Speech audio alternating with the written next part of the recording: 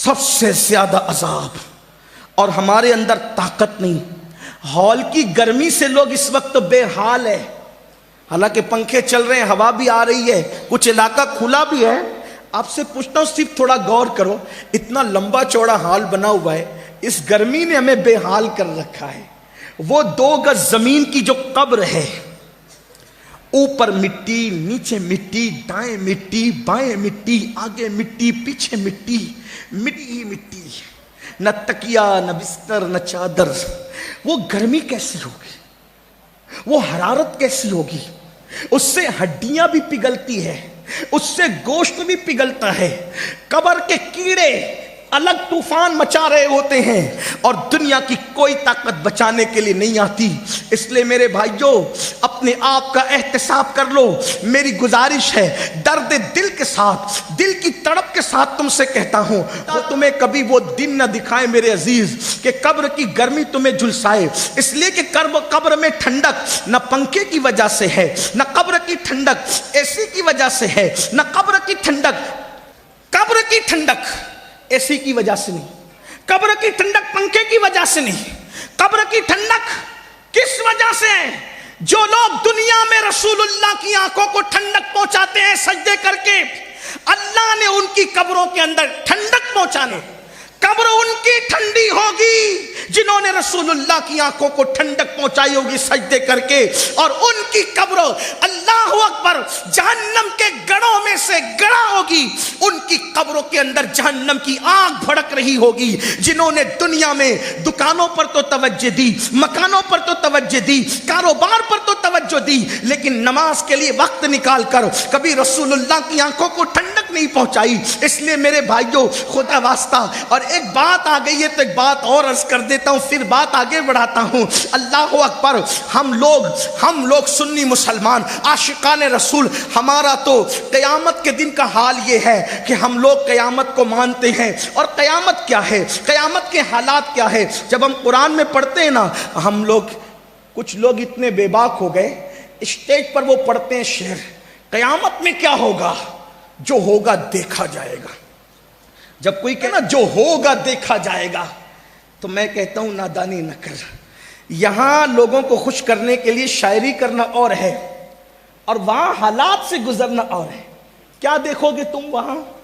آؤ ذرا اس کو دکھاؤں قرآن کی روشنی میں کہ کیا دیکھو گے۔ میں اور آپ کیا، میری اور آپ کی اوقات کیا؟ قرآن کہتا ہے اس دن کیا ہوگا؟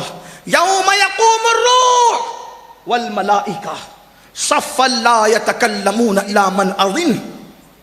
جبریل اور جبریل کے ساتھ سارے فرشتے اللہ کی ہیبت سے تھر تھر کانپ رہے ہوں گے۔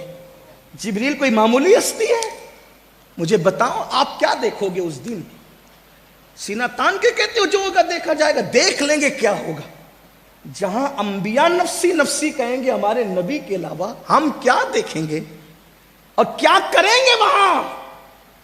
اگر قرآن کو مان کے مسلمان ہو تو قرآن کہتا ہے اس دن جبریل امین سید الملائکہ، سارے فرشتوں کا سردار، اللہ کی ہیبت سے کانپ رہا ہوگا۔ قرآن کہہ رہا۔ سورہ نبا کا آخری حصہ آپ اٹھا کر پڑھیں، کسی بھی مکتبہ فکر کا ترجمہ اٹھا کر دیکھیں، اس میں یہی بات ہے جو میرے امام نے لکھی ہے بطور ترجمہ۔ جبریل اور سارے فرشتے اللہ کی ہیبت سے کانپ رہے ہوں گے۔ کیا؟ ان کے اندر بولنے کی بھی طاقت نہیں، کلام کرنے کی بھی۔ بے نمازیوں کی بات نہیں کر رہا ہوں، زانیوں کی بات نہیں کر رہا ہوں، شرابیوں کی بات نہیں کر رہا ہوں، اس جبریل کی بات جو فرشتوں کا سردار۔ اور جبریل اس ہستی کا نام ہے کہ کوئی نبی ایسا نہیں جس کی جبریل نے زیارت نہ کی۔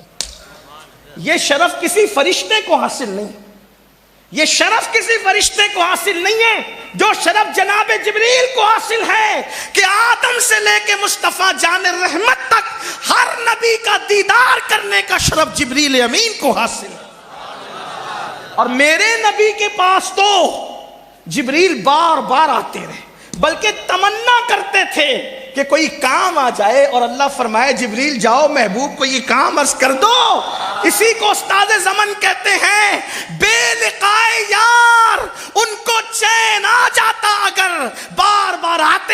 جبریل سدرہ چھوڑ کر بار بار آتے نہیں ہوں، جبریل سدرہ چھوڑ کر، وہ جبریل امین، وہ جبریل امین قرآن کہتا ہے یوم یقوم الروح والملائکہ صفا لا یتکلمون الا من اذن، اللہ اکبر، جبریل اور سارے فرشتے صف بصف اللہ کی ہیبت سے کانپ رہے ہوں گے۔ حالانکہ اللہ کی ہیبت سے کانپنا یہ عیب نہیں ہے، بلکہ یہ اچھوں کی نشانی ہے، یہ شرافت کی نشانی ہے، یہ مومنوں کی علامت ہے۔ سب کانپ رہے ہوں گے، اللہ اللہ، اس وقت میرا اور آپ کا حال کیا ہوگا، ہمارے حالات کیا ہوں گے؟